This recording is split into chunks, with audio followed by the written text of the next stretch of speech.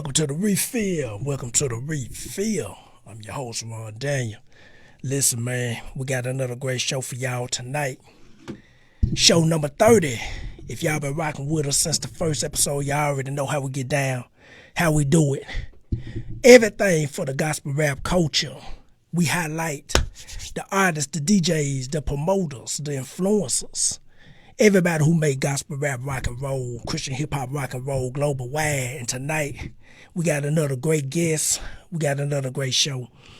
We got another great guest all the way from Montgomery, Alabama. But before we bring them on, we're going to ask y'all to do one thing for us. Tonight, share this show on your page. Share with your friends, your partners, your homeboys, your homegirls. We broadcasting live from the Dirty South. I'm your host, Ron Daniel. This is the Refill, show number 30. Tonight we got VENMO all the way from Montgomery, Alabama. We're going to bring them in. We ain't going to take up too much of y'all time, but we're glad y'all tuned in. Share, like, comment, listen. If you have any questions, leave them in the comments, and we will answer your questions live on the show. Also, if you're an artist, if you want to be on the show, look at the bottom of the screen. You'll see a lot of info moving at the bottom on how you can submit your info, your music, whatever everything we're looking for to be a part of the show. If you're an artist, if you're a DJ, if you're a promoter, if you're a social media influencer, you want to be a part of the refill, just email us your information. We'll get you on soon. If you want to donate to the show, you can donate to the show, Cash Out, VENMO, PayPal. Look at the bottom of the screen. You see the information moving there while the show going on. You can donate also. So we ain't going to hold up no more time. We got VENMO. What's good, brother? Big Run, what it do, bruh? What's happening, big homie? Oh, man, chilling. We glad you jumped on the refill tonight, man. Introduce yourself to everybody, man. We're going to jump into this show. Yes, sir. My name is VENMO. I'm a hip hop artist. I'm also started a label. It's called He Did It LLC. It's also a production company. I'm a music producer, but I'm also a husband and a father. You feel me? So, we're just trying to do our part, man, and being a light in the dark. You feel me? Down here in Montgomery, Alabama, man, representing the Gump. You feel me? So, yes, sir. Yeah, man. Just being that light, bro. Just being that light, like you, bro. Just being that light. You feel me? Already. I like that. But real short, complete, and just to the point. Bro, take us back all the way. Let's go to the beginning. I always lead off with this question with every artist. Whoever come on the show, we always lead off with this question. Take us back to the beginning, bro. What got you started in Christian hip hop from the jump? Yeah, I've been doing music for a long time, bro. And I did what we would call secular music, you know what I'm saying? I did my thing out there. But you feel me? My mom all had, my mom raised me in the church, man. My granny, my auntie, like they gave me back to the Lord at an early age. And not just that, bro, but I was interested in the things of Christ, man. I was interested in, like, when there would be movies about the Bible or TV shows about the Bible. As a kid, those things interested me, you know what I'm saying? And the average kid, maybe not have been into that stuff. But at the same time, bro, I was a hip hop head. I grew up on hip hop. I'm an 80s baby, grew up in the 90s. So you feel me? You know what I'm saying? Hip hop was like my second language.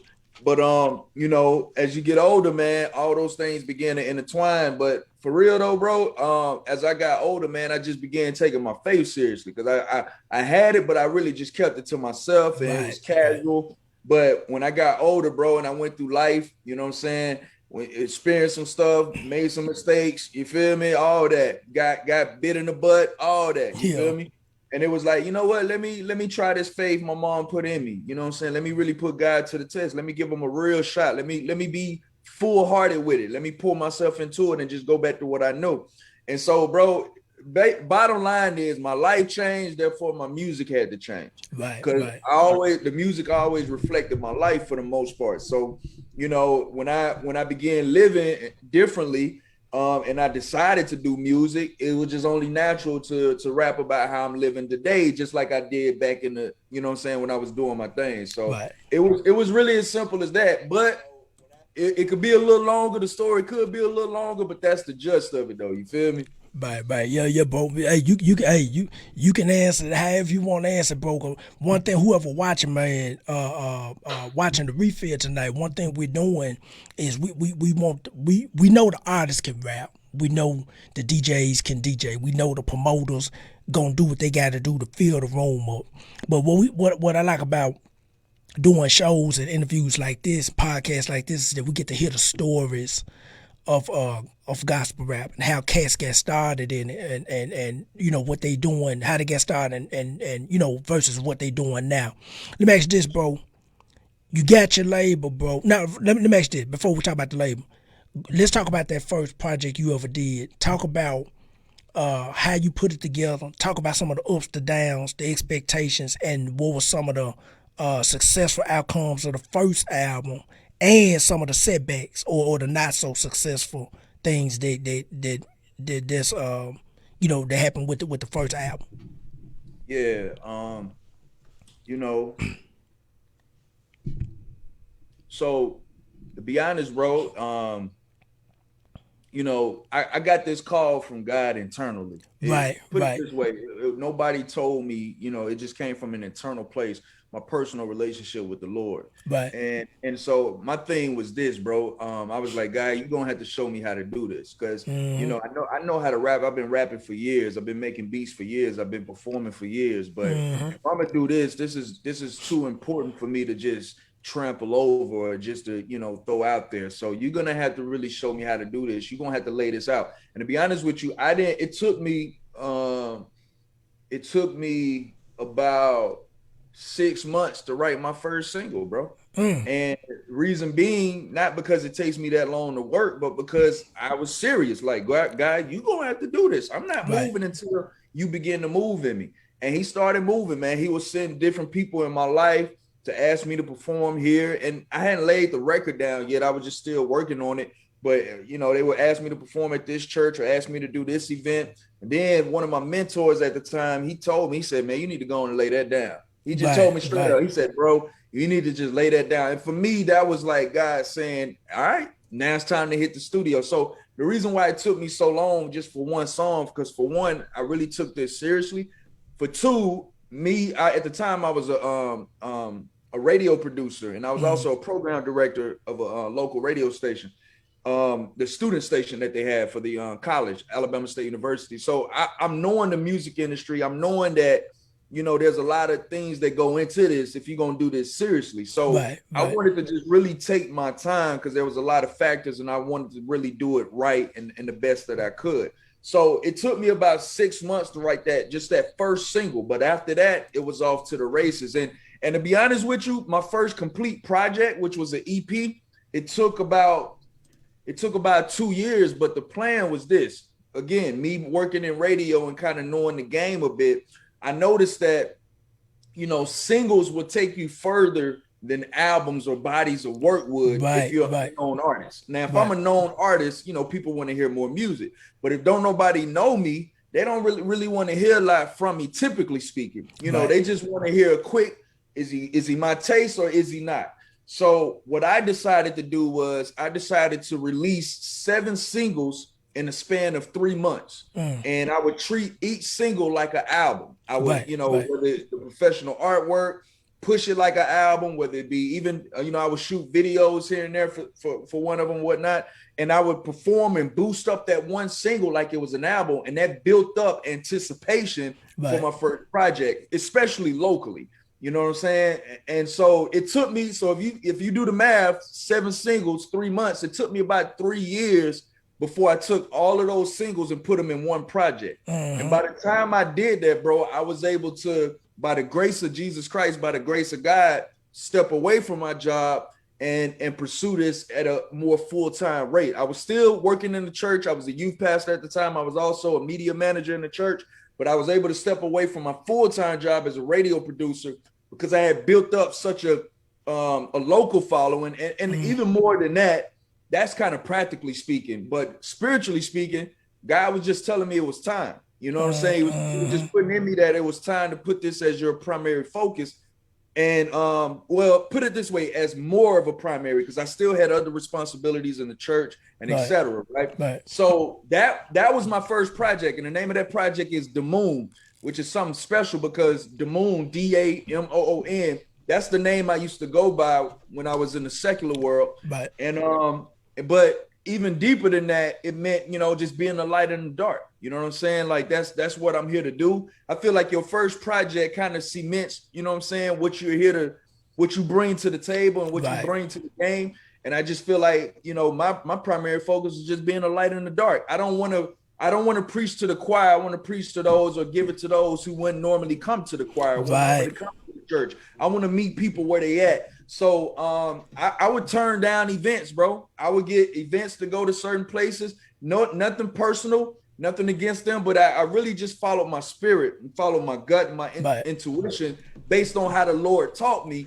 And that kind of led me on the path to being able to now do this full time, because I was even released from the church, not in a negative way, but they saw that this is where God called me. So they released me to do this work. So I don't even have those responsibilities anymore. It's just this work in my family and my family in this work. You feel me? So, just being led by that internal, spirit, you feel me? It led me through this path, man. And it's been 7 years. Everything I'm talking about started by 2013, 2014. Right. So we talk about a 7-year journey, and now we come into this other side. And I feel like things are expanding greater, man. So, that was the step for just the first project. But after that first one, they just started rolling. So now I'm working on my 5th project now, bro. And I'm still doing the singles. I'm still releasing the singles because I've reached a wider market and these people don't know me. You feel me? So you want to kind of still stick to that strategy and build up for that body of work. You feel me? Right. That's what's up. Let me ask you this, bro. How is the gospel rap scene in Montgomery? Man, it's actually really good, man. It's a lot of it's how do I put it? It's a handful of soldiers down here, bro. That's putting in work. In fact, before I got started, one of my prayers to the Lord was, Lord, you're gonna have to show me some examples of how this is done. One example that he showed me was an artist named D1. He's out of New Orleans, but locally, he showed me a group called Life Through Colors, and it's some brothers here. They still my brothers to this day. They were grinding. They were already in the streets, doing their thing for the Lord. And one of them gave me their CDs when I was still in radio. And I never will forget. I was taking a trip to Michigan, so long drive, about a 13-hour drive, and I popped the CD in, and it was like God was answering that prayer. Because these dudes, they weren't preaching, they weren't, quoting scripture. They were just spitting real life stories, but from a perspective of somebody really wanting to pursue the Lord and really wanting to be right by God. And that was like God saying, here's an example of how to do it. And not just that, but they in your own backyard. You know what I'm saying? So I'm saying that to say it took somebody really locally to even get me in it. You know what I'm saying? So there's a nice handful of artists down here that's putting in work. I know when those guys first started, the group I'm referring to, Life Through Colors, they would tell me that they went through a lot of the politics in the church, and you got to go through all that. We don't really believe this rap is for the church, or if it is for the church, you got to dress a certain way and do it a certain way.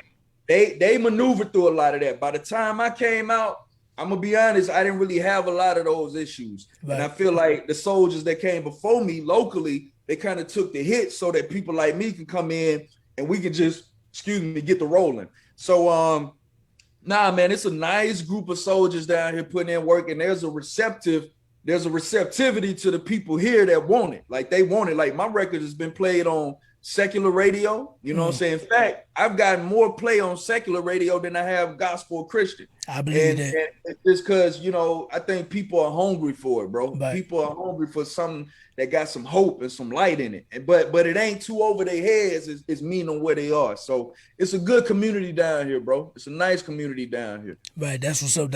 I like what you said about the cats coming before you. They already took the hits and the bumps. So I see that a lot too. I've talked to the OGs. I talked to the young cats, and it's the thing I hear from the cats who shoot, put it down for me. You know what I'm saying? To walk through certain doors. I still pay homage to them dudes, you know, and the women too. Just been putting it down. When I see them, I get a chance to talk to them, chop it up with them. I let them know, hey, appreciate you, because it's rough. You know, gospel rap has gotten better. You know, it's more widespread. People know about it more, but it was rough for a lot of folks. Let me ask you this, bro. So now you're moving around Montgomery, you're moving around Alabama. How have the response been when you touch other churches outside of Montgomery now? How have the response been? It ain't, and look, it don't have to necessarily be in Alabama. It could be wherever you been. How have the response been? It's been very positive, man. It's been very positive. I've been blessed, bro.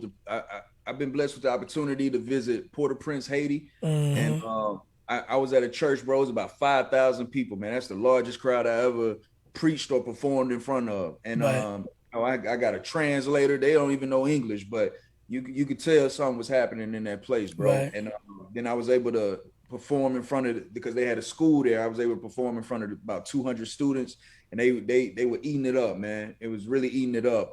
That was a really special place, Port-au-Prince, Haiti. And the interesting thing about that, bro, is I hear from them, from the Haitians, that a lot of Black missionaries don't really go there. They get a lot of white missionaries, and to see somebody that looked like them or resembled them and talking that talk, you know what I'm saying? But Lord, you know, it would, man, the arms was wide open. They still want me to come back to this day, man. So that was very good, man. I was able to go, another interesting place, I was able to visit Wisconsin, bro.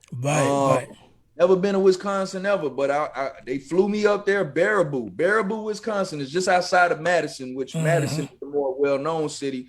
But this was a totally different group. You know, this is majority white, but they you know, it's not a real privileged class. You know what I'm saying? They know about struggle. They know about pain. You know, the church dealt with people who were strung out, who were off the streets, who were homeless, who was drunks, who was on drugs, and they would bring them into church, man, and be real. So it was a real authentic place, and I got a respect for authenticity. You feel me? Right. Authentic.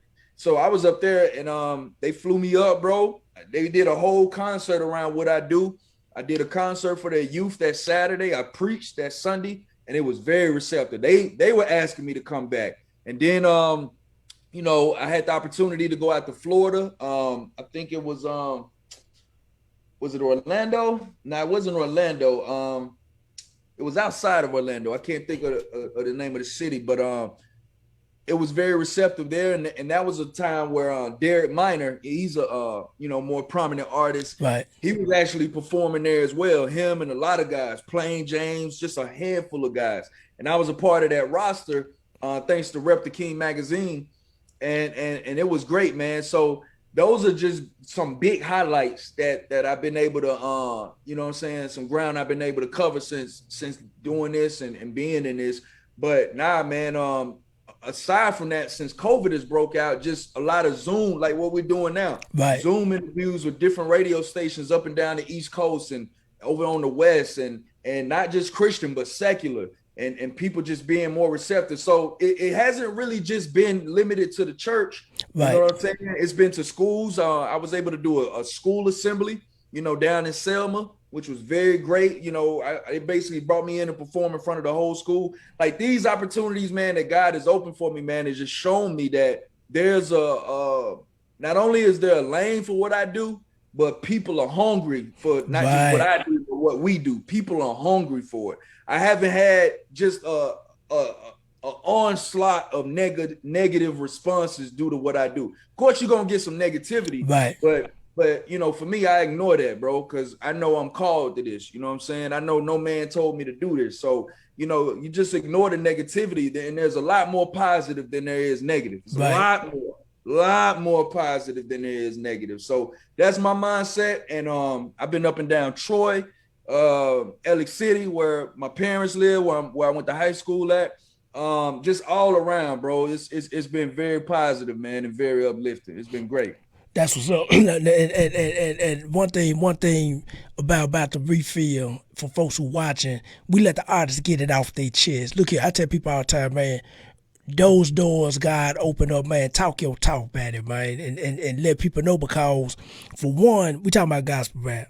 And then what I love hearing from other artists and everybody come on the show is that, you know, talk about those accomplishments like what you were just doing, because it show other artists that's watching the show, that's watching this podcast, hey, if he can do it, I can do those things too. Because a lot of times we try to be quiet about the company. Oh, be humble. I say I understand being humble, but ain't nothing wrong with talking about and giving God the glory for those things. So for whoever watching, we let the artists or whoever the guests are, we let them talk. They talk all day long on the refill because it's needed, man. Everybody else can talk, they talk, but they want the Christians to be quiet and just walk humble and put your hands together and in the prayer mode. Walk around, man. We ain't riding in no donkeys, man. We riding in heavy Chevy, sitting on 28s and 29s and 30s, big Ram 150s. Come on, and so bumping Jesus music. Yeah, so I'm in the South all day, man. I love it. Let me ask you this, bro. Talk about he did it, man. Talk about what got you to put the label together, man. Yeah, for sure. When I was working in radio, man, I would kick. I would basically be consulting some of the local artists that were on the campus that would come in for help. Right. And I led the student station there, man, and we had a lot of great success. And God was dealing with me not just as an artist, but also as what we would call a businessman or executive or a leader or whatever you want to phrase it. Right. But just showing me that, it's more than just that. He wanted me to do more than just rap or make beats or perform. He wanted me to open up doors to help artists, because a lot of artists, what I learned in radio, man, a lot of artists just struggle getting their careers off the ground. We got passion. We may have a slight vision, a lot of passion, but we just our patience is very little, because we're ready to go, but we don't know where we're going. And oftentimes we get to running around in circles. And sometimes it takes somebody just coming in and just sitting you still and turning the light on and saying, yo, go that direction. And that'll get you started. So that's what I would do in radio, man. And I thought, man, what if we had a service that just helped artists, either develop their vision or get their vision off the ground. You know what I'm saying? And so, at the time, along with that, I was starting up my career, and I had this song that really blew up for me locally. Right. And it was real important for my local people to know. Like, for me, my thing was, when I started, bro, like, I don't want, you know what I'm saying, New York or LA or Chicago to know who I am, but my own backyard don't know what I'm doing. Right. So it was real important for me to be able to let my backyard know what I'm doing. Whether they liked it or not, at least you know. Right. At least you got a chance. So they liked this. They liked it, to say the least. And then one of the records in particular was a song named He Did It. And then that song, bro, is out right now. You can stream it. You can go look it up. It's on YouTube. It's called He Did It. And then that song, on each verse, bro, I'm just giving testimonies of situations where me and my family just obeyed the Lord and he came through for us. You know what I'm saying? First verse, my wife's car broke down. So the Lord told us to sow a seed. And long story short, we was able to get a brand new car shortly after that. Ended up paying that car off. My daughter had a bullying situation. We told our daughter, you don't have a spirit of fear. We really wanted to tell her, knock her out. Already. And my daughter ended up standing up to the bully without having to lay fist on her, and then they became friends. Like, just real stories. I wasn't rapping fast. I wasn't focused on bars. Because I did that before. When I was in the secular world, I was all about bars. I was all about life stories with bars and all that. But I ain't care, bro. I ain't even care if people thought I could rap or not. My goal was to let you know my heart and see my spirit. And so that song, even though I'm rapping slow and just telling about my life, locally it did phenomenal for me. You know what I'm saying? And so it's people to this day that still know me from that one record. He Did It. So when it came time, so now when it comes time for me to start this label, start this LLC, it's like, what are we gonna name it? And it just made sense, bro. Everything I'm doing is by his grace. You know what I'm saying? I don't move until my Father moves, until I got a piece about it. That's what this hat represents, THUG. there's no good but God. It may look good, but do I have a piece about it? If I ain't got a piece about it, I can't do it. You feel me? So everything I've done has been done by his grace and his grace alone. Therefore, everything I'm gonna do is gonna be continue to be done by his grace. Yes, So sir. you might as well name the company he did it. And so that's how the name came together. That's how the vision came together. And again, we're not looking to sign artists and take masters. That's not what we're doing. You feel me? It's more. I feel like the labels of the new generation is going to be more so consulting and showing artists again either how to build your vision, or if you do have a vision, how to bring that vision about and find your audience. And you may just you may pay a fee up front, but you keeping your rights. You keeping your masters. We ain't touching that. We just helping the artists get their vision off the ground and put their purpose out there, man. So, that's what it's all about, bro. Man, hey, that's what's up. Hey, let me tell you something, bro. You hit on the head, man, because a lot of artists now, we're in the streaming now. Everybody's streaming now. I think I won't say the last 2 podcasts we was talking about what happened to the CDs. I'm like, they still there. Walmart and Target still selling them. I don't know who banned them. Hey, Joker, I still got some CDs, Joker, from, I still bump now, Joker. So, I'm like, but we in the streaming era, man. I like what you said, how there's a lot of artists. I find there's so many that they got that go in them. They got that, they can rap. They can rap all day long till the sun go down, till the sun come up. But they don't have no direction. They don't understand the business side, and that's one thing I would preach it, like my mama and them say to the sun go down, bro, about business. Because in gospel rap, I've been saying forever that in gospel rap, the one weakness that we have collect, I'm talking about as a genre, not individual, but as a genre, is business. And then once artists are presented with business, because I've signed artists, I've paid them, I signed them to a contract they can understand, they can take it to a lawyer, and paid them for shows, paid them for selling whatever they sold, and they know that. And so, but a lot of them, like you said, they don't understand business. They say, okay, I can rap, I can make a beat, I can put it together and throw it on YouTube, but what's next? And so when you start talking about how to build up a business, how to build up, for lack of another word, a brand, they don't understand that. Bro, talk about the business side. What are some of the flaws and some of the successes you've seen? Well, I'm saying this. We've seen a lot of successes in business. We've seen a lot of different examples out there. There's some heavy hitters out there that's doing business the right way.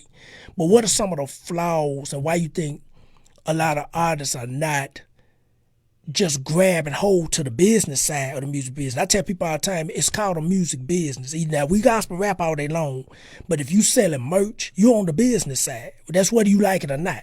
They say, well, the Lord gonna do it, the Lord gonna fix it. Yeah, he can.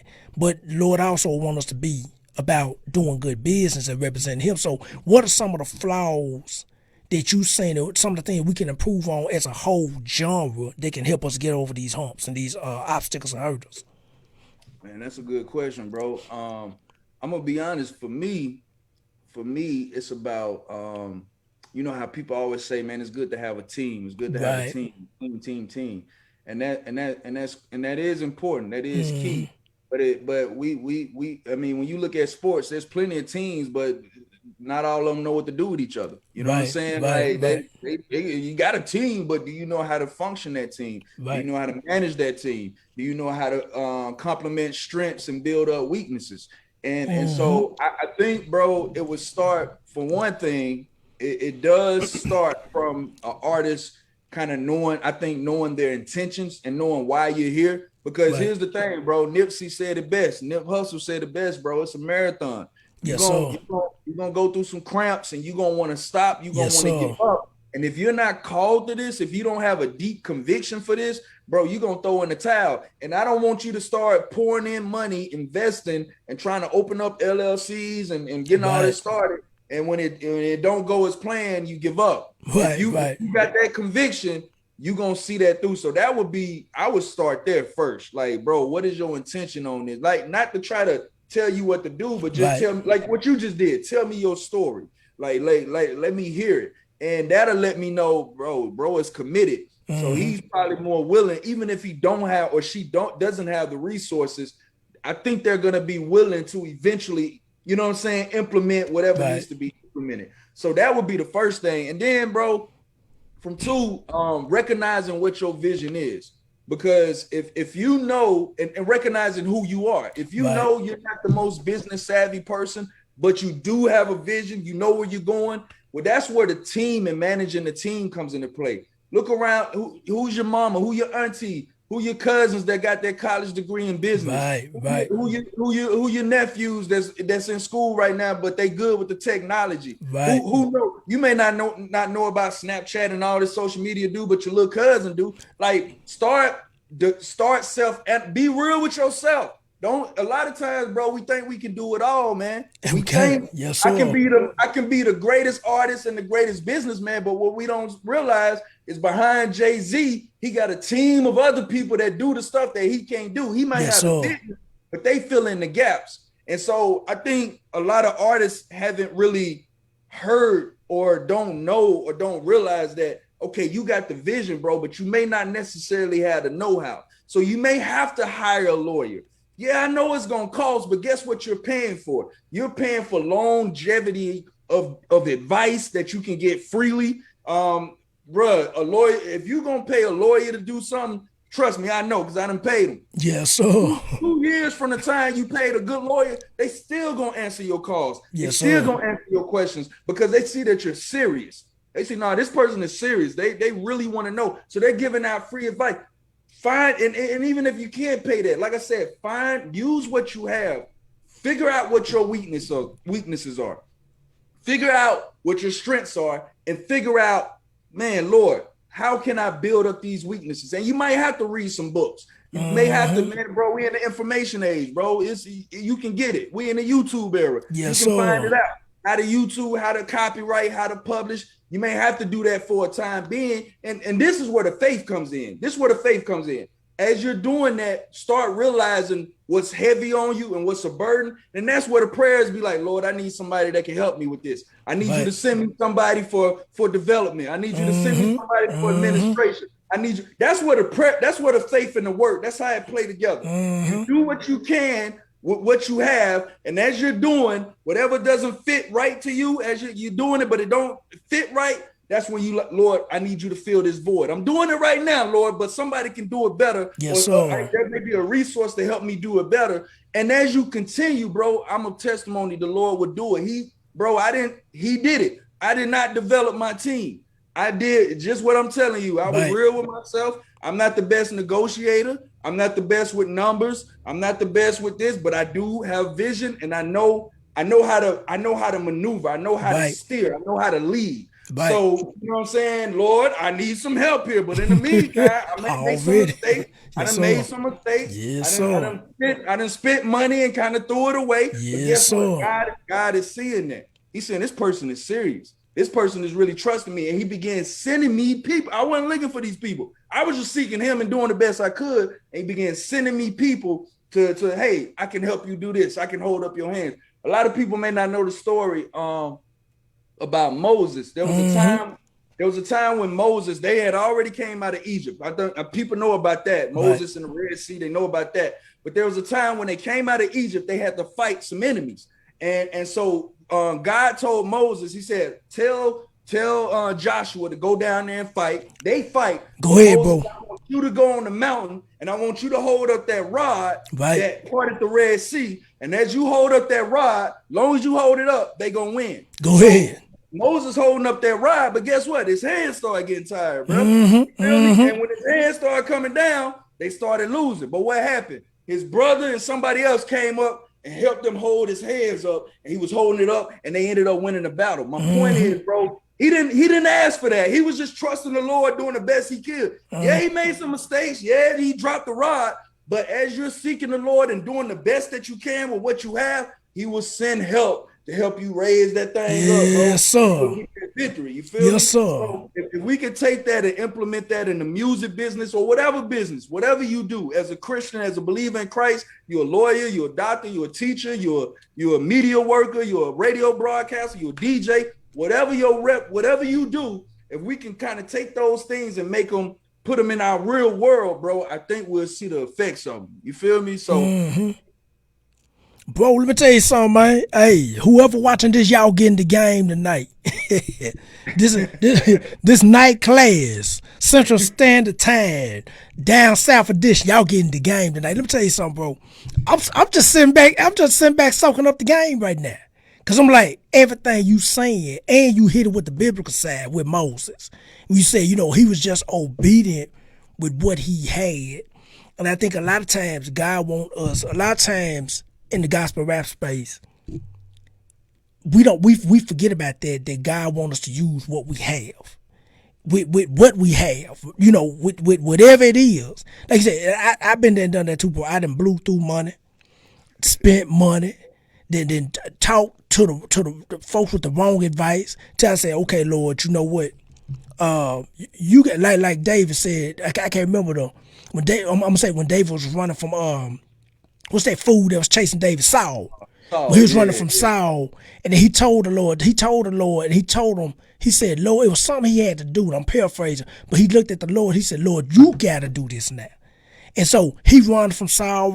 He's like, Lord, you got to do it. And the way he said, I was like, it was almost like he was fussing at the Lord, like, hey, I'm doing the best I can. You got to do this now. And so I'm the same way, bro. I'm like, people say, well, man, how you get this far and do this? I said, man, it comes with prayer. It comes with obedience, just like doing this podcast. The Lord said, start it during the COVID, when it could have been easy to just sit down, chill at the house and watch Netflix all day. He said, no, go buy this, do this, buy this camera, buy this setup, start this podcast for gospel rap.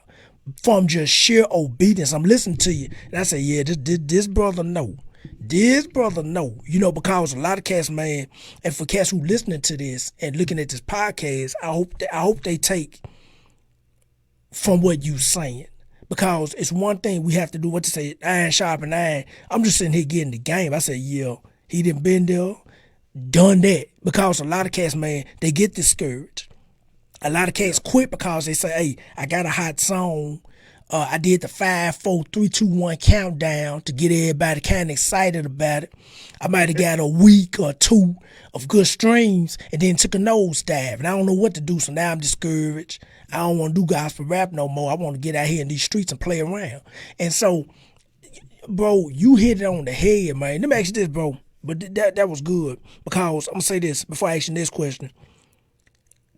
Gospel rap, we have to set, and this is just my opinion, we have to set a tone within the music business industry, period. Meaning with the promoters, with the church youth leaders, and with the pastors, let them know, look, we will come for a fee.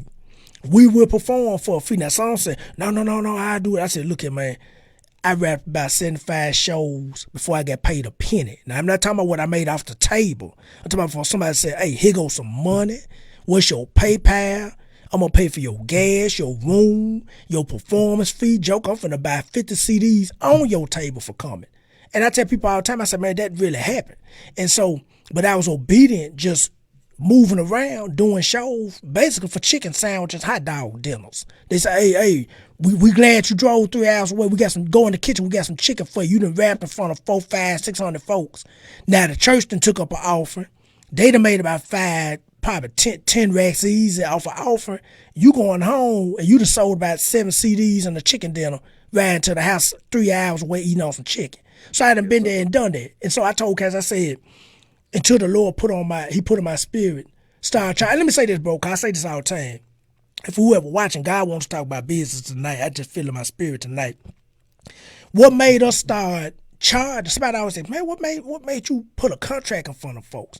You ain't did this or did that. I said, man, look here, man, I serve a God who do some awesome things. If y'all really, I don't just talk about him. He really do some awesome things. So when he told me to put the contract forward, I was sitting in a room, and let me tell you how he did it, bro. It was a partner of mine. We still cool to this day. He seen me rap at a show maybe 2 weeks before he called me. He said, hey, man, I came to your show. Ty Tribbett coming to town.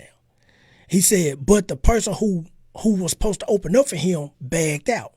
Can you come open up for Ty Tribbett? I said, yeah, man, hey, let's talk about it. So, excuse me. So I went to the church. I'm sitting with the youth pastor and I'm sitting with him. It's just 3 of us in the room. And the only thing I remember about this meeting was 2 things. The amount of money they paid Ty Tribbett, which was $17,500, 17,500. He said, we gave $17,500 to Ty Tribbett, and he looked at me and said, we ain't got no more money. In my mind, I'm like, y'all got 3 churches and 1 in Memphis. What you talking about you ain't got no more money? So we figured it out. And then the second thing that I remember about that meeting, I never seen a cherry, I think that was a cherry wood table. I'm talking about, it looked like glass. It was so shiny. I said, man, I ain't never seen a table like this before in my life. I said, I got to give me one of these for my office one day. But from that meeting, the Lord said, start charging. He said, and charge this amount.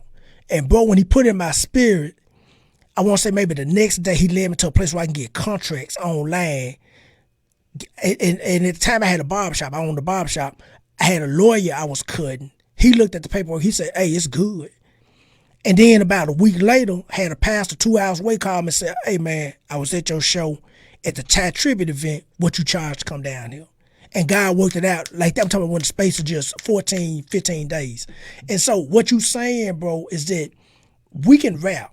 And whoever listen to this, whoever listen to this, look at this. We can rap all day. We can make the beats. We can make the merchandise. We can do all that stuff. I'm talking about rap till the sun go down and the moon starts shining.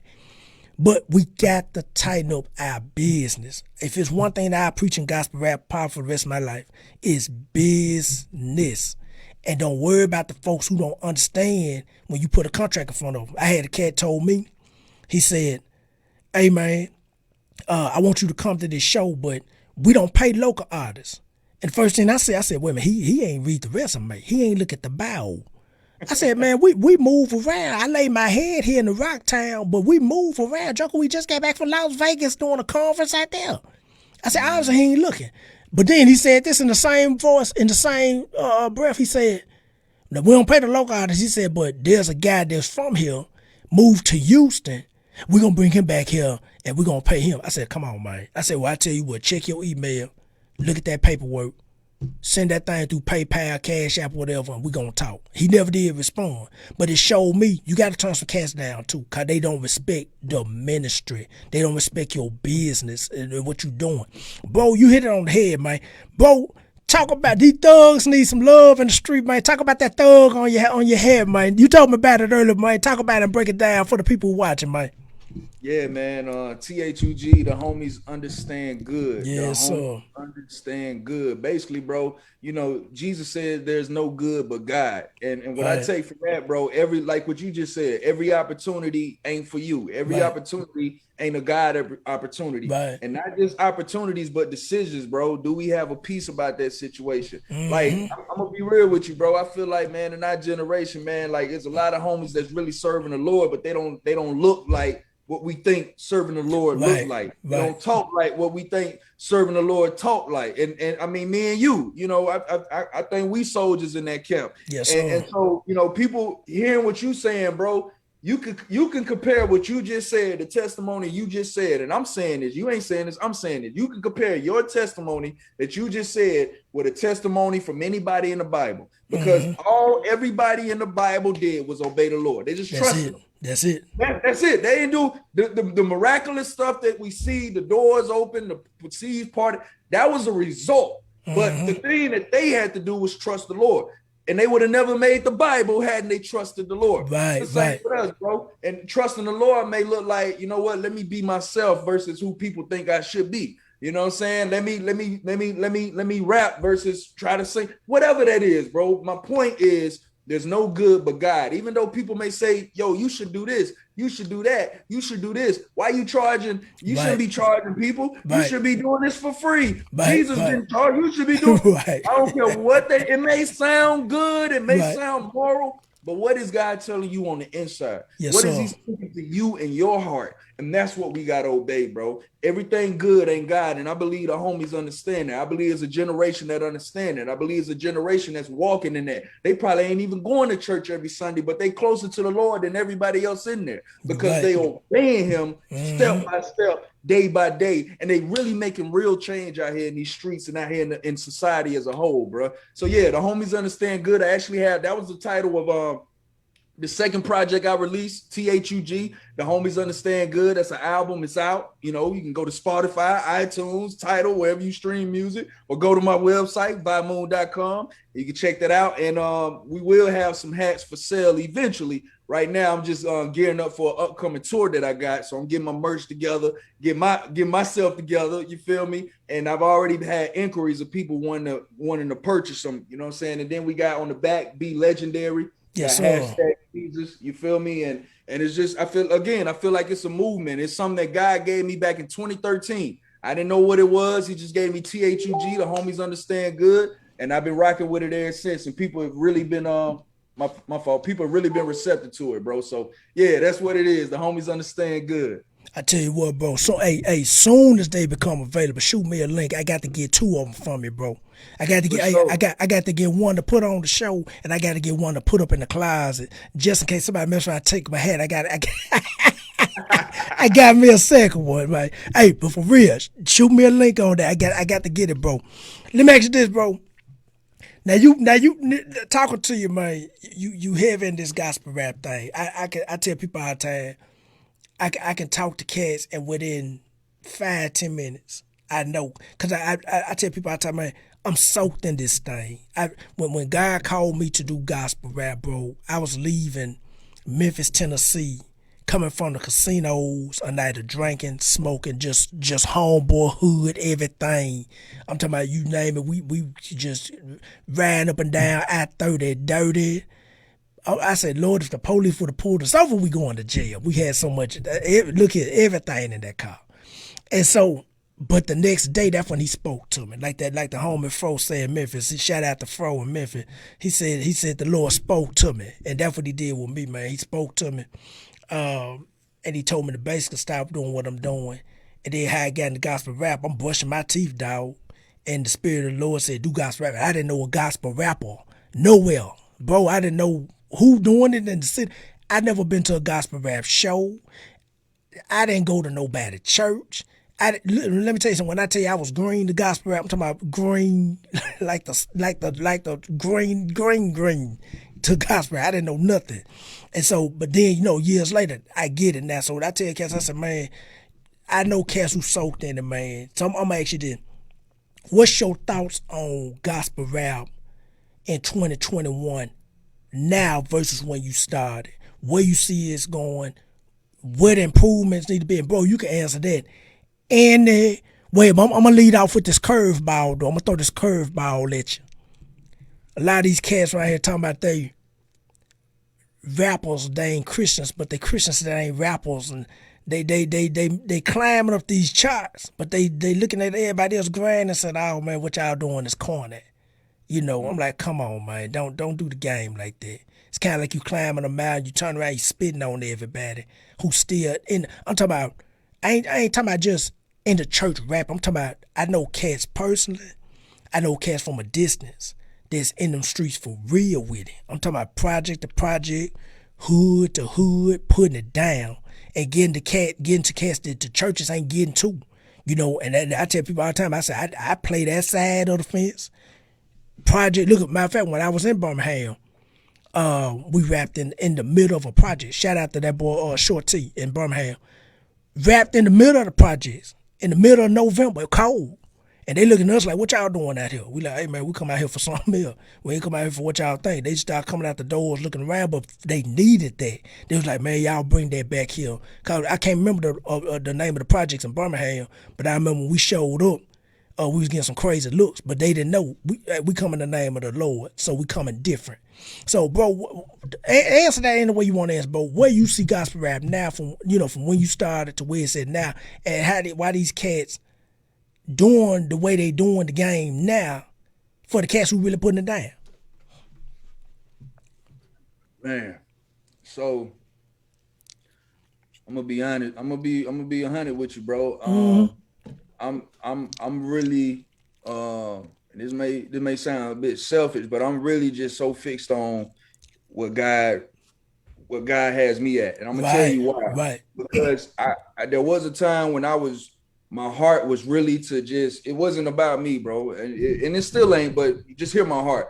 there was a time when I first started, bro. I really just had a desire to help other artists. I was trying to do the label then. Like I was without the business, just my heart. You know what I'm saying? Whether it was giving away beats and whatever, I just really wanted to see other artists on. And I would notice, bro, that the Lord, the more I did that, the more he would close doors. And again, going back to the THUG thing, it felt like a good thing, but it wasn't a God thing for me. And what God was telling me was, look, man, this is kind of what he told me. He said, Christianity, the faith, when Jesus died and rose again, the gospel of Jesus Christ, he said, it didn't grow because people thought, they were just kind of just doing the right thing and we'll do this. He said it grew from controversy. It grew from persecution. It grew from people not liking them and they're forced to spread. And in that, I use that to make beauty out of ashes. So my point is, what he was telling me was, dude, just keep your eyes fixed on me. Because I was starting to get in my feelings, bro, and we human, you know what I'm saying? And though my heart was as pure as it could be, I'm doing for you, I'm doing for them, and I'm doing here and I'm doing there. And then it's like, man, but y'all forgetting about, you know what I'm saying? You just get in your feelings, man. Right. Certain platforms, and I'm going back to God, and God is like, I told you, bro, stay focused on me. Because at the end of the day, the way this is going to spread is the same way I spread my own message. I'm gonna do it. I'm gonna spread it, and I may use controversy to do it. I may use persecution to do it. I may use goodness to. Your job is to keep your eyes fixed on me. I like that. So yes, sir. That would be my advice, or whatever you want to call it. That would be my opinion to anybody out there. Not to say that we still won't get, in our feelings sometimes, because I get in my feelings about certain things I see too, and I'm like, dang, what's up with that? And that's cool, but I'm just saying what the Lord shared with me to for my heart. I cast my cares to him. I tell him, yo, what's up with that? What's up with that? But it's like, look, man, that ain't got nothing to do with you. That's my job. I got work for you to do. But you go do what you do. So I would just. I know, there's a lot going on, bro. There's a lot going on in the church. There's a lot of preachers who doing stuff they ain't supposed to be doing. You feel me? But at the end of the day, bro, I'm all about holding people accountable, but let the Lord guide that. A lot of times we may get so into trying to say, you should do this and you should do that, when really God is like, okay, but I want you to do this. You feel me? Right. So, I try to do that, you know what I'm saying? And so I just really, I see a lot of people, I'm gonna be real for me, because I'm a victim too. I see a lot of us in our feelings, bro. And that's a real thing. And we're human. We got that. God gave us feelings, so we have emotions. That's cool. But then it got to come to a point where, okay, but God is still on the throne. Yes, you know what I'm saying? At the end of the day, I don't like that. But I still got it. And that's where it comes to, what is your conviction? What are you here for? What vision did God give you? Because at the end of the day, bro, the way I'm talking about them is as pure as I think I am. As real as I think I am. Somebody talking about me too, bro. I like that, bro. Yes, sir. Somebody talking. I know it is, because Jesus promised. He said, I'm going to give you 100 times of what you give me, but you're going to get some persecution too. If you're doing the Lord's word, bro, somebody is talking about you negative. It is what it is. So we might as well, do our best to just focus in on what he wants. And look, man, this is what I do my best to do too, bro. When I see things that rub me the wrong way, this is what God has dealt with me on recently. We always say pray for them, but what are we praying? Because I ain't gonna lie, when I would get in my feelings about something, I'd be praying, Lord, you need to open their eyes and they need to see the truth. You might need to, you know what I'm saying? Whoever cursed me is cursing. And it reminded me, bro, when Jesus, he was doing something, and two of his disciples, he was talking to some people. He went to a town and they didn't accept him. And so two of his disciples was like, yo, God, Jesus, you want us to call down fire? You want us to? And Jesus was like, no, bro, like, no, we just shake the dust off and keep it pushing. You feel me? So for me, it's like when I pray for them, it's like, Lord, give them the desires of their heart. Your goodness brings repentance, not your wrath. Your goodness brings repentance. Lord, give them the desires of their heart. Lord, withhold no good from them. Lord, give them everything they think they want. Let them, Lord, rain your goodness down on them. And what it does for me is it helps me to release them so I can get back on my square. Yes, I can get back on my focus. I can get, because, bro, I'm telling you, bro, and I'm just speaking for myself and my experience. I done got so caught up in, man, you shouldn't, man, and I just done lost my own way. And I'm out here like, dang, what am I doing here? And so I would just say, bro, I see a lot of that. I see a lot of us in our feelings. I see a lot of us, you know, we doing this, and that's okay if the Lord called. Okay, I get it. But at the end of all that, you know, we still got somewhere to go. Yes, so let's keep pushing. Let's keep the faith. Let's keep growing. Let's keep building, because these things ain't going to build themselves, and they're not going to build overnight. Christianity didn't spread across the world overnight. It took thousands of years. Literally. Right. It took time. So we got some work to do. I got too much work to do to be worried about you. I'm going to pray for you and wish the best for you so I can release you and get back to my work. So that's what I would tell us, bro. Let's get out our feelings and back into our faith, man. Hey, bro, you sound like me. I told the cat, man, Cat's be asking me that question. I said, man, let me tell you something, man. I said,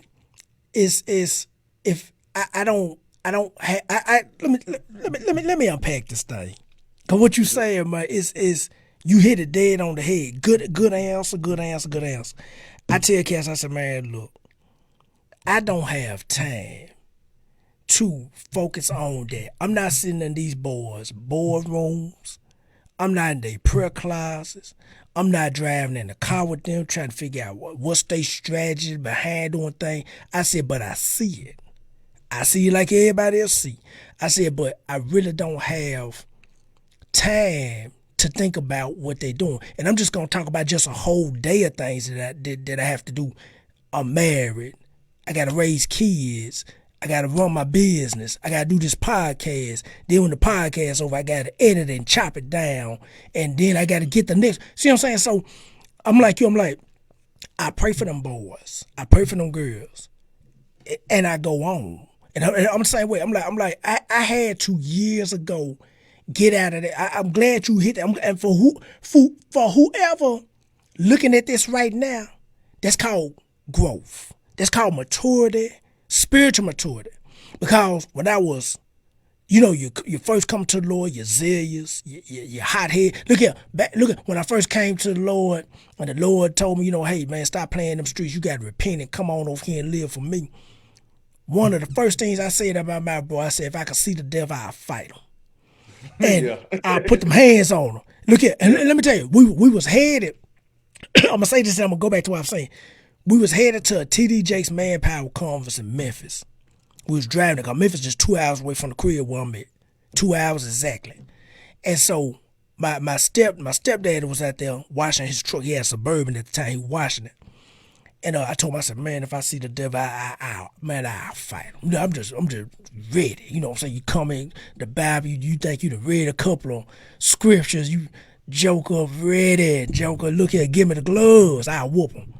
Man, he looked at me, he said, you better be careful talking like that. That's all he said. He turned around and finished he was washing his towels. Man, I'm talking about for about 6 months straight, man. I was going through all kind of mess.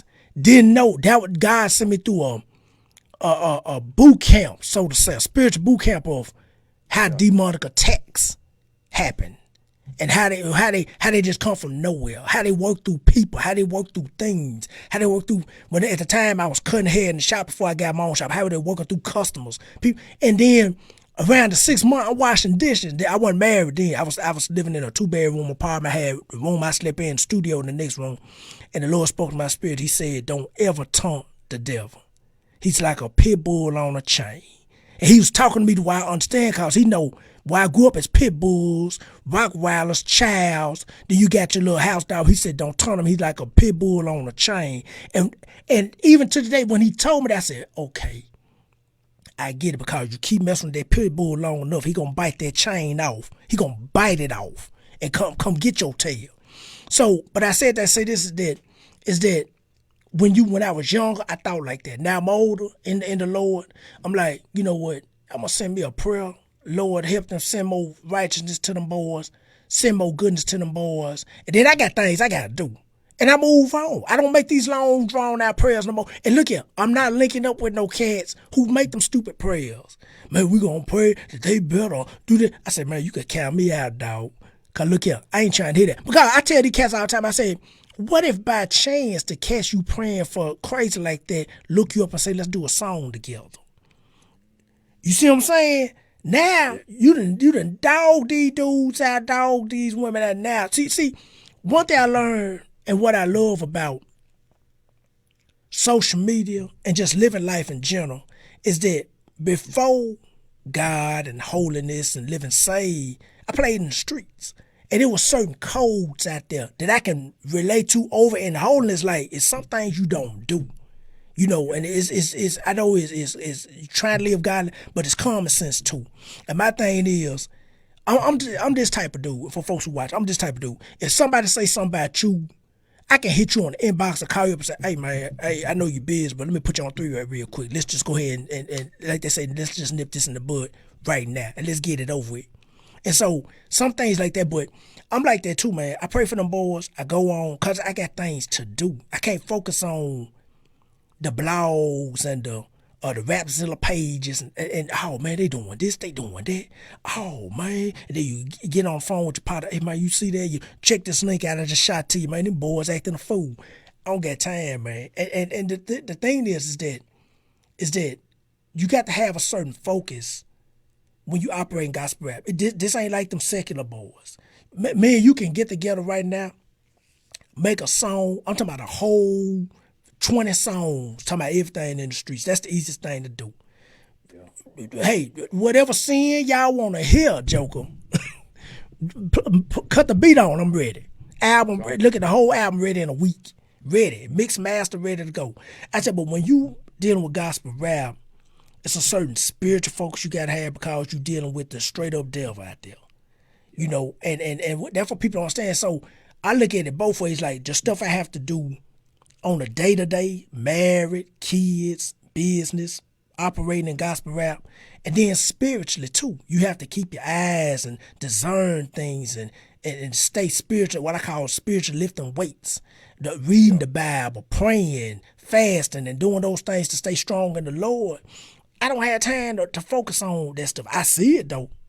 I've heard it. Like I got my feelings too. I was like, hey man, what's wrong with these boys? Hey man, just did a show in Atlanta with them boys. Why they talking like that? You know, so I'm doing that. And then I had to catch myself and say, man, wait a minute. Let me just send a prayer to them dudes. And I'm going to go on.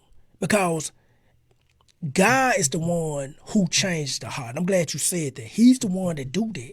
Everything you saying is right. Because I tell people, I said, man, God changed the heart. He changed the mind. I remember something the Lord put on my heart, bro. That changed me pretty much forever in business. I started a business in 2004, real young. And I was asking folks, hey, you know, help me how to do it, how you operate business. You know, the church folks say, I'll just pray on. I'm like, man, I'm praying, but I don't know what to do, Joker. Folks walking in the door asking me for stuff. I'm like, I don't know how to do this, man. You know, I'm like asking about how do I do taxes? I'll just pray on the Lord gonna provide. Like, Joker, you got a business. Show me how to do these taxes, Joker. Before they come knocking at my door talking about you owe me $15,000. Like, say, man, I ain't got 15 at the time. And so, but he showed me something years ago. And he showed me something that was so, and I tell everybody about this. I remember there was a group here locally, Heaven Streets. I'm talking about still to this day. You know, they got local acclaim, everything. So they came, and the Lord showed me something when they came to my office. They at the time, that's when we started doing graphic design. We turned it into a whole business, graphic design business. They came by the office. So I'm just, you know, one of them knew I was a gospel rapper. It was only one of them it was about 5 of them that came. One went outside, 4 of them stayed in the office. One of the cats was like, hey man, he said, look, I know you a gospel rapper. We need this album cover done. He said, man, I'm gonna play you my whatever song they had. And I said, popping in the thing.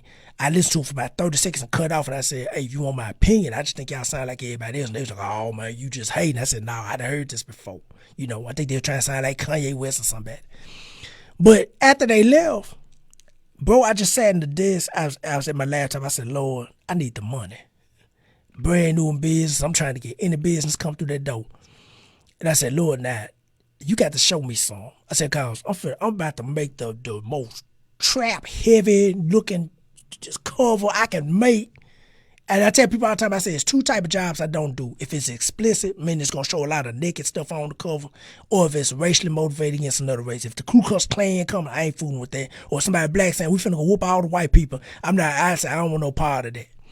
So the Lord put something on my heart. He said, they came to you for a service. He said, you let me worry about the salvation. And I left it alone.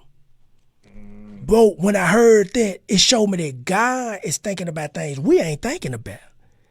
And when I heard that, I told my wife about it. When I went home, I said, girl, let me share something with you. And I was telling her, she said the same thing you did. She just kind of sat back on her chair. She said, I ain't never heard nothing like that. I said, I'm talking about he dropped that thing so heavy on my mind. He said, they came to you for a service. He said, let me worry about the salvation. Because I'm thinking like, I got to get these boys saved.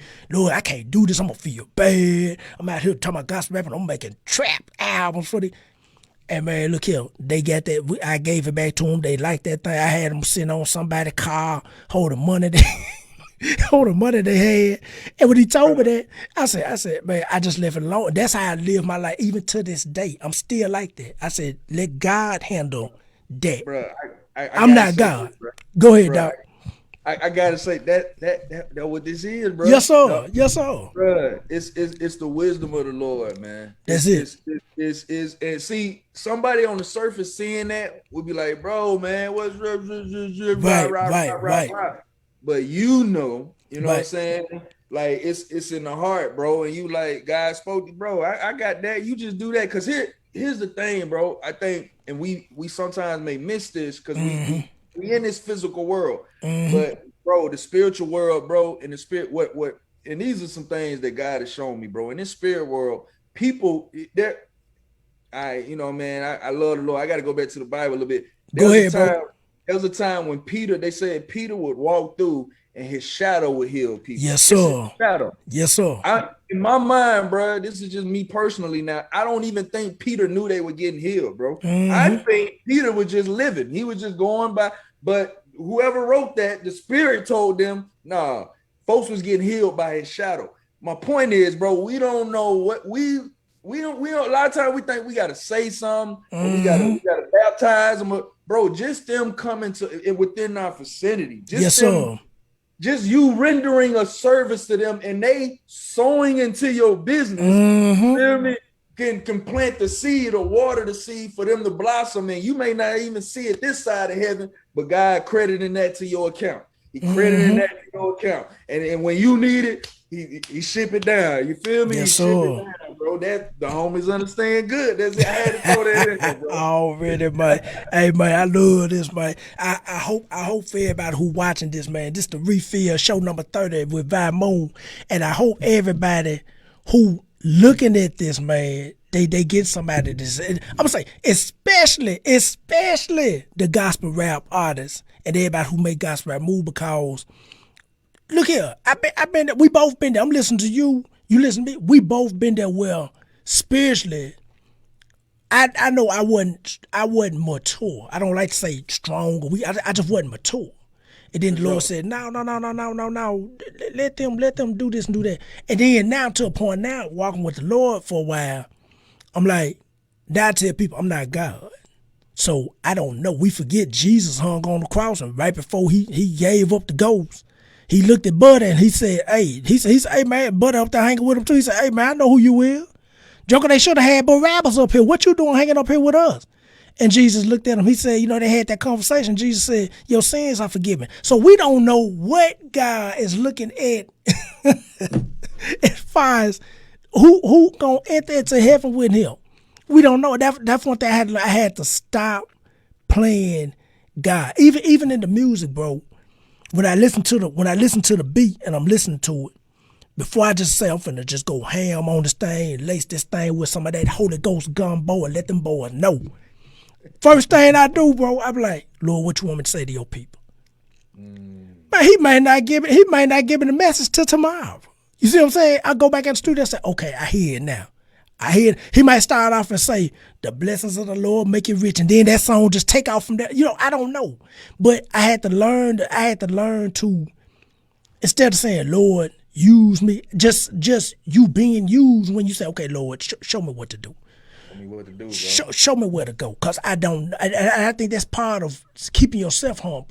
And people be around and say, hey man, Vibe Moon doing all these things, but they don't see the intimate conversations when you driving in the car, when you at home watching the game. I done watched the game. I had to pause that game and say, Lord, look, I gotta talk to you now. These boys acting a fool out here. Now I need your help on this.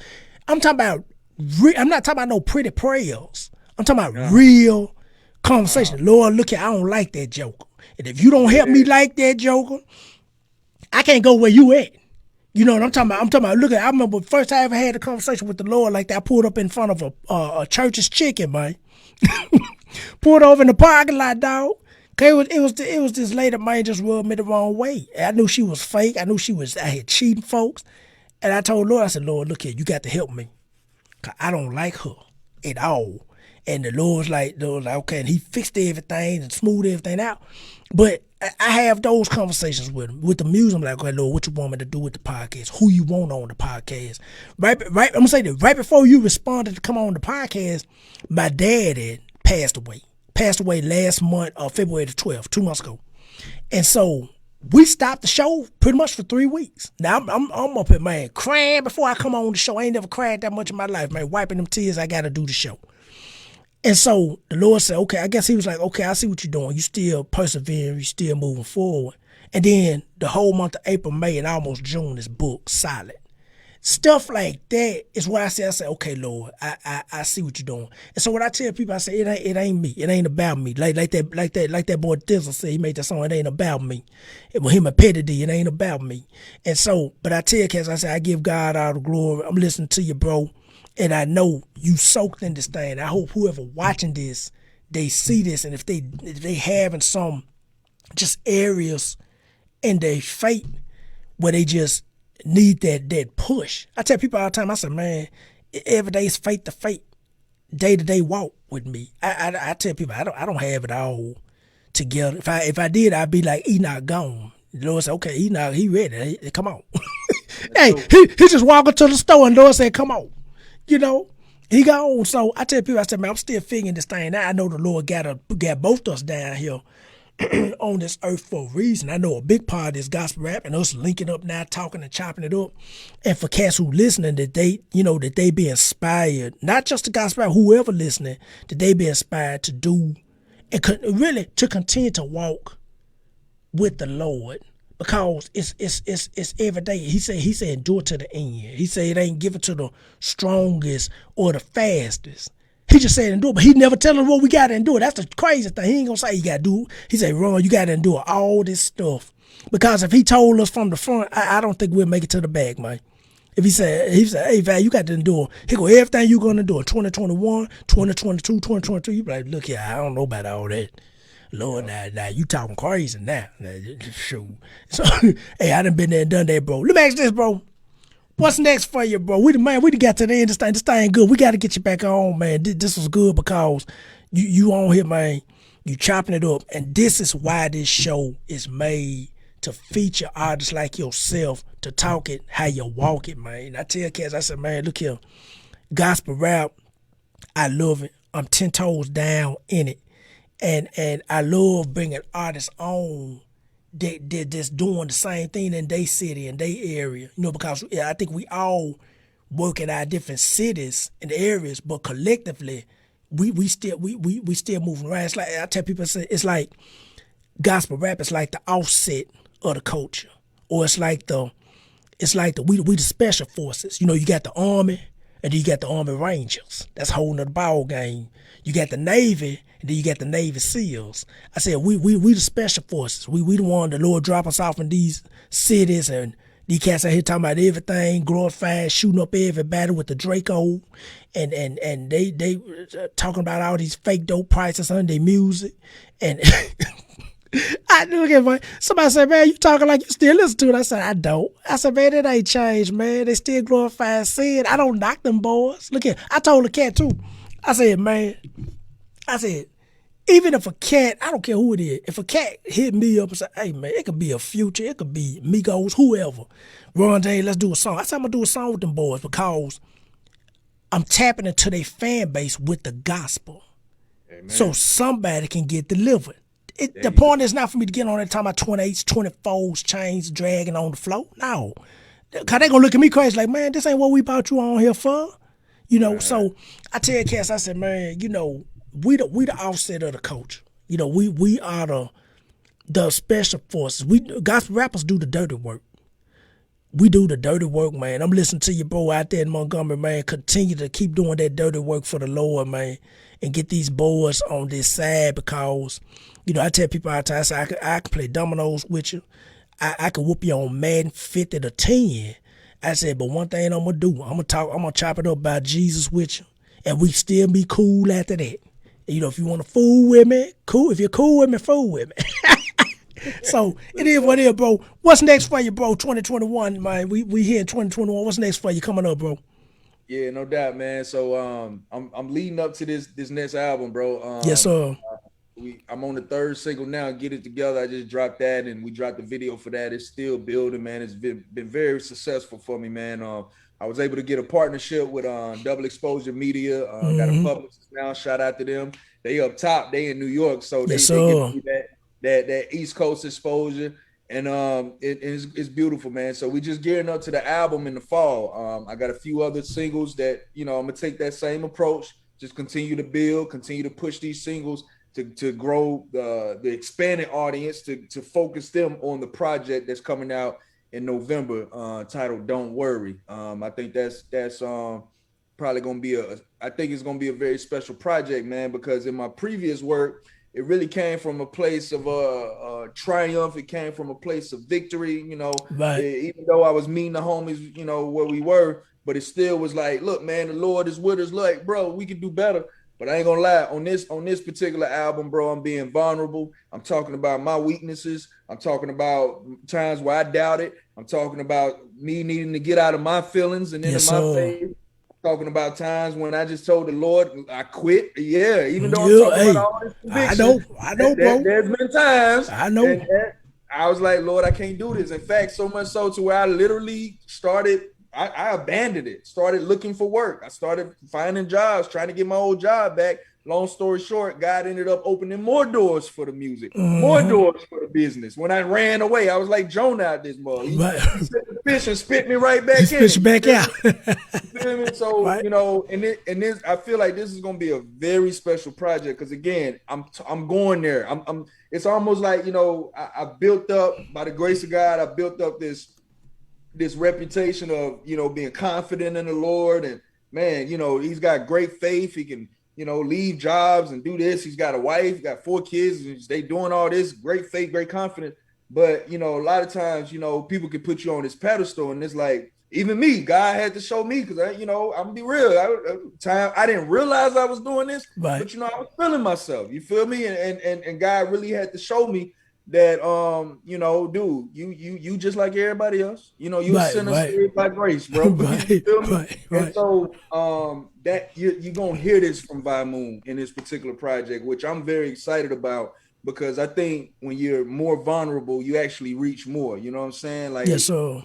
People can relate even more when you're telling them, yo, I doubted too, bro. You know what I'm saying? I slipped up too, bro. I ain't gonna trip. But at the end of the day, he's still on the throne. And so don't worry. So yeah, we leading up to that. I also got an opportunity, man, to be a part of a tour. It's called what is it called? The Extreme Tour. They actually they based out of Nashville. They've been doing this for about 20 or so years, man. And they reached out to me back in January. I've been going back and forth with them. So we're gonna go out to Nashville in May to get all the information on the tour. And basically what they do, man, it's not just a tour going to stadiums and all this. they go to communities. You know what I mean? They park it in communities. They do some sort of charitable giveaways to the communities, and they bring the music that brings hope. Not necessarily all of it is Christian or gospel, but it's positivity. You know what I'm saying? It's a music that speaks of light, and I'm all about the light. Yes, sir. So, you know, I'm really excited about that because they have an East Coast leg and a West Coast leg. So this will be the first time I've been a part of an official tour outside of just me traveling and doing what I do, man. So gearing up for that for the summer, the album Don't Worry for the fall, singles leading up into that album, and we're gonna keep doing what God called us, man. Keep opening doors for the business. He did an LLC. Hopefully we can begin working with other artists, but I'm not rushing into that because I want to be ready for that. You know what I'm saying? I'm still getting things in order, still making sure that we can render a quality service, but I had to get the business off the ground and get it moving so that I have my ducks in a row as an artist. So, you know, I got some features with some guys locally that are doing well. I got a few more in the future. So we working, bro. We working, man, and going through every door he open up. Every door he open up, I'm running through that mug. Yes, sir. I'm going head first. You open it, I'm going. You feel me? So yes, sir. Yeah, man. We really excited about this coming year, man. Yes, sir, bro. Let me ask you two more before you get out of here, man. You in Alabama, man. Auburn or Roll Tide, man. Roll Tide. That's easy. Roll Tide. That's easy. That's easy. Say it's easy, man. That's easy. Look at, for me. That's easy. Bro, look here, bro. I'm gonna raise it back to the day the Lord say, "Come on home, man." But I'm gonna tell you this, man. If it's one team I'm tired of getting whooped by, man, it's Alabama. I'm so ready for the Razorbacks to put. Look here, look here. Soon I think we got a coach. We're gonna put them boys in the mud and we're gonna roll them boys up. We're gonna send them home with that L real soon. I'm gonna hit you, man, with that hog hat on, man. Hit me. Yes, sir. I'm gonna be waiting. Yes, sir. Hey, I got partners in Alabama. Every time we lose to Alabama, man, they text me. I don't even hit them boys back for about 3 days. I said, man, I ain't finna fool with y'all today, man. I ain't fooling with y'all, man. Hey, bro, before we get off this thing, man, how can everybody find you on social media, bro? Yeah, for sure, man. You can check me out Facebook, Instagram, Twitter, VyDamoon, Snapchat, all that. VyDamoon, VYDAMOON. Check out my website, vymoon.com. Yes, You'll find all my social medias out there. You can subscribe to the YouTube channel there. You can also add your email to my mailing list. That way you get updates when I drop new music, and you also get words of inspiration that social media don't get. So I would definitely invite you to check out my website, vymoon.com. You can go through my catalog and the YouTube channel, VyMoon Music. Just check out VyMoon Music. But whatever you're streaming on, you're on Apple Music, you're on Spotify, you're on Tidal, just type in VyMoon, first name VY, last name Moon, and you'll see my catalog. And I just invite you to dive in, man. I got some great quality music. It came from the purest place. It's real. You know, it's not for everybody. That's cool. I get that. But I know it's for somebody. I know it's for you. It's for you. You feel me? Yes, so sir. If it speaks to you, man, dive into my catalog. Get to know me better. You'll get to know me a lot better through the music. You'll get to hear my heart. You'll get to hear my mind. And you'll get to hear what I'm bringing to the table. So definitely check out vymoon.com or just type in VyMoon on whatever you're streaming on, or follow me at VyDamoon, VYDAMOON. Already, we're going to end the show on that right there. And, bro, hey, after the show, I'm going to inbox you in a little bit, bro, some information, man, so sit tight. Everybody, that was VyMoon. We're going to get off this thing, man.